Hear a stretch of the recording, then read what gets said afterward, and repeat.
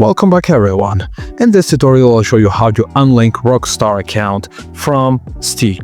Firstly, visit the official Rockstar support website and then log in using the Rockstar account link to your Steam. Click on your profile icon in the top right, then select My Tickets or go directly to Submit a Request. From the topic, choose something like Account Linking or Social Club account issues. In the subject line, type Request to unlink Steam account from Rockstar Social Club.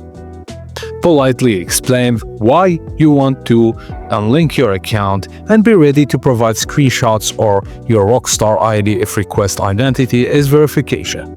Now, Rockstar typically replies within 2 to 5 working days. Manual unlinking via settings is not possible because Rockstar must handle this through their support team. And that's it guys, thank you for watching and please don't forget to like and subscribe for more.